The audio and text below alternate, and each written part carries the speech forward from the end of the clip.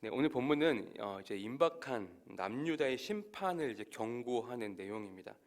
그러니까 특별히 하나님께서 에스겔 선지자를 통해서 이제 녹슨 가마의 비유를 통해서 이제 돌이킬 수 없는 하나님의 심판을 이제 예루살렘을 향해 경고하시는 말씀이 오늘 본문의 내용이에요. 하나님은 계속적으로 구약의 여러 선지자들을 통해서 하나님 백성에게 지금이 여호와께 돌아올 때임을 계속적으로 반복해서 이야기해 주십니다. 하지만 지금 이 시대 가운데에도 하나님이 여전히 우리에게 끊임없이 이야기해 주시고 계시죠.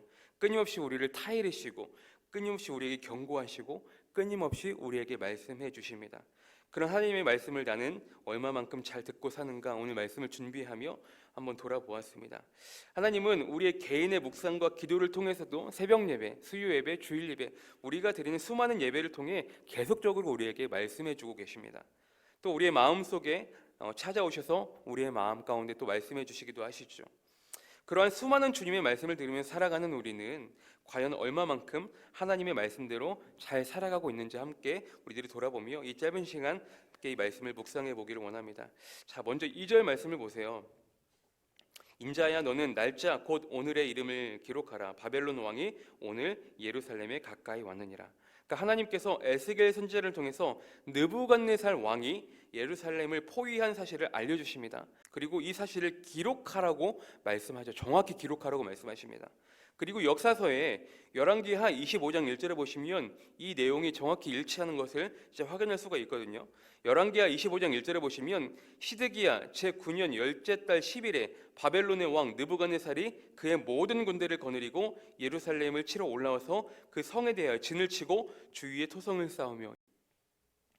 그리고 하나님은 이 에스겔 선지자를 통해서 끓는 가마의 비유를 통해서 말씀하십니다. 그러니까 이 비유는 이미 예레미야가 본 환상과 일치하기도 했습니다. 예레미야 1장 13절에 보시면 여호와의 말씀이 다시 내게 임하니라 이르시되 내가 무엇을 보느냐 대답하되 끓는 가마를 보나이다. 그 윗면에 북에서부터 기울어졌나이다 라고 기록되고 있거든요. 그리고 오늘 본문 3, 4절을 보실까요? 자, 너는 이 반역하는 족속에게 비유를 베풀어 이르기를 주 여호와께서 이같이 말씀하시기를 가마 하나를 걸라 건 후에 물을 붓고 양떼에서 한 마리를 골라 각을 뜨고 그 넓적다리와 어깨고기의 모든 좋은 덩이를 그 가운데로 모아 넣으며 그 뼈를 가득히 담고 그 뼈를 위하여 가마 밑에 나무를 쌓아 놓고 잘 삶되 가마 속의 뼈가 무르도록 삶을지어다. 그러니까 무슨 내용이냐면 즉 가마는 여기서 예루살렘을 의미하고 있는 것이고 이 양떼에서 골라낸 한 마리의 양은 이제 남유다, 유다를 지금 가리키고 있는 내용이거든요. 그러면서 계속적으로 하나님은 백성들의 죄를 꼬집으십니다. 어떤 내용이냐면 6절 보세요. 피를 흘린 성읍이 나오는데 결국 예루살렘이 너무나 많은 죄악들로 악행하고 있음을 하나님이 지금 계속적으로 꼬집고 계시는 거예요. 특히나 이 많은 죄들 가운데 특히나 두 가지로 구분이 될 수 있는데 첫 번째는 어떤 죄들이 가장 많냐면 사람을 죽이는 살인죄. 그러니까 보면 7절 8절을 보시면 그러니까 그 당시 예루살렘에서 사람을 죽이고 피를 보는 일이 꽤 많이 있었는데 그것들을 보고도 잘못을 깨닫지 못하고 죄로 여기지 못한 죄를 하나님께서는 계속 지적하고 꼬집고 계시는 거예요. 여러분 참 중요한 것이 무엇이냐면 만약에 우리가 죄임을 모르고 저지른 것에 대해서는 언젠가는 누가 알려주거나 내가 깨닫고 회개하면 되지만 더 중요한 건 무엇이냐면 이게 죄임을 잘못된 것임을 알고 있음에도 아무런 행동도 하지 않고 아무런 회개도 하지 않고 그냥 그렇게 살아가는 것, 그게 정말 위험하고 큰 죄악이라는 것이죠. 내가 죄인 걸 뻔히 알면서도 돌이키지 않고 회개하지 않고 반복적인 죄를 계속적으로 지으며 살아가는 것이 가장 큰 죄악이라는 것이죠. 그렇기 때문에 하나님은 8절에서와 같이 분노를 나타내어 보응하려 한다라고 말씀하십니다. 그리고 두 번째 죄는 무엇이냐? 이 앞장에서도 계속적으로 언급되지만 음란의 죄이거든요. 그러니까 13절에 보시면 조금 더 쉬운 세번역 성경으로는 이렇게 기록되고 있거든요. 너희 더러운 죄 가운데에는 음행이 있다.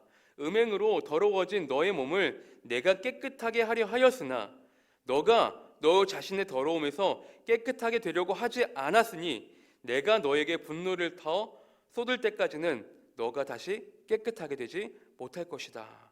이렇게 이야기하고 있거든요.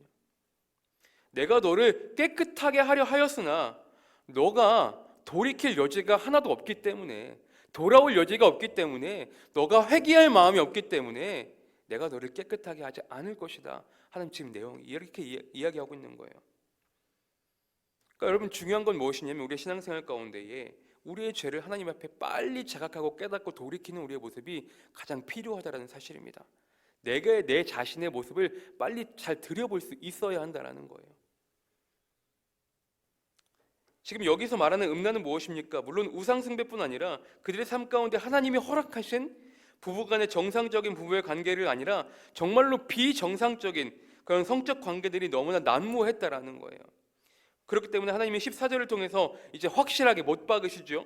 14절 보시면 나 여호와가 말하였은즉 그 일이 이루어질 것이라. 어떤 일입니까? 유다의 멸망. 내가 돌이키지도 아니하고 아끼지도 아니하며 뉘우치지도 아니하고 행하리니 그들이 내 모든 행위대로 너를 재판하리라. 주 여호와의 말씀이니라. 너무나 많은 죄악으로 가득했던 예루살렘은 그렇게 심판의 결과물로 나타내게 됩니다. 사랑하는 성도 여러분, 우리가 짓고 있는 그런 죄들은 절대로 내 힘으로, 우리의 힘으로는 절대로 끊어낼 수 없는 것들이 죄입니다. 우리가 말씀을 듣고 깨달아 다시는 이러지 말아야지, 그 정도로는 절대로 우리의 죄를 끊어낼 수 없다라는 거예요. 잠시 죄를 멈출 수는 있겠지만 정말로 내가 죄인임을 깨닫고 주님의 보혈을 의지하여 나아가지 않으면 우리는 다시 죄인의 길을 걸어갈 수밖에 없다라는 것입니다. 찬송가의 가사도 보시면 죄에서 자유를 얻게 함은 주의 보혈, 우리가 고백하죠. 육체의 정욕을 이길 힘은 주의 보혈, 우리가 고백하잖아요. 그러니까 주님의 보혈의 공로 없이는 우리의 힘으로는 절대로 끊어낼 수 없는 게 바로 이 죄악이란 말이에요. 하나님이 여전히 어제도 오늘도 우리에게 말씀해 주시고 앞으로도 계속 말씀해 주실 거예요. 중요한 건 무엇입니까? 회개할 수 있는 기회를, 돌이킬 수 있는 기회를 주실 때 우리는 바로 회개하고 주님께 돌아가야 한다는 거예요. 우리가 그 타이밍을 놓쳐버리면 반드시 우리는 심판의 결과물로 우리를 삼으실 것입니다. 오늘 본문의 에스겔 선지자는 예루살렘의 멸망과 성전 파괴에 대한 비유와 징조와 메시지를 통해 계속적으로 반복적으로 계속적으로 강조하고 이야기하지만 당시의 거짓 선지자들은 그 백성들을 계속적으로 속이고 혼란스럽게 만듭니다. 어떻게 해요? 심판하지 않을 거야. 하나님이 남유다의 멸망을 허락하시지 않아. 괜찮아. 라고 계속적으로 속이고 꼬드기거든요. 그 결과 왕과 백성들을 속였고 결국 유다의 마지막 왕인 시드기야는 애굽과 연합하여 바벨론에 대항하려다 두 눈이 빠져 결국 바벨론으로 끌려가고 거기서 죽임을 당하게 됩니다. 오늘 말씀을 통해서 우리가 배울 수 있는 교훈은 무엇입니까? 하나님이 우리에게 돌이킬 기회를 주실 때 우리는 바로 여호와께 돌아가야 한다는 사실입니다. 항상 깨어 기도하며 자신의 죄악을 철저히 바라볼 수 있는 우리의 모습이 되어야 함을 이야기하고 있는 것입니다. 그것은 하나님의 말씀만을 통해 가능하다라는 거예요. 말씀을 내 거울 삼아서 나 자신을 잘 들여다볼 수 있기를 바랍니다. 인간은 연약하여서 내 잘못은, 내 티끌은 잘 보지 못할 뿐더러 보지도 않으려고 하는 것이 바로 인간의 연약한 습성입니다. 하지만 우리는 그 무엇보다 내 자신을 잘 들여다보고 항상 내 신앙을 점검해야 한다는 사실입니다. 그렇게 나의 죄를 빨리 들여다보고 자각하고 깨닫고 회개하며 하나님의 긍휼하심을 우리가 구하며 날마다 하나님의 말씀대로 순종하며 살아갈 때에 하나님은 우리에게 정결함의 회복과 은혜를 다시금 베풀어 주실 것입니다. 바라기는 오늘도 그 깨달음의 은혜와 회복이 내 안에 넘쳐나시기를 주님의 이름으로 축복합니다. 그런 주님과 함께 오늘도 승리할 수 있는 귀하고 복된 삶을 살아가시는 저와 여러분들의 삶이 되시기를 주님의 이름으로 축복합니다.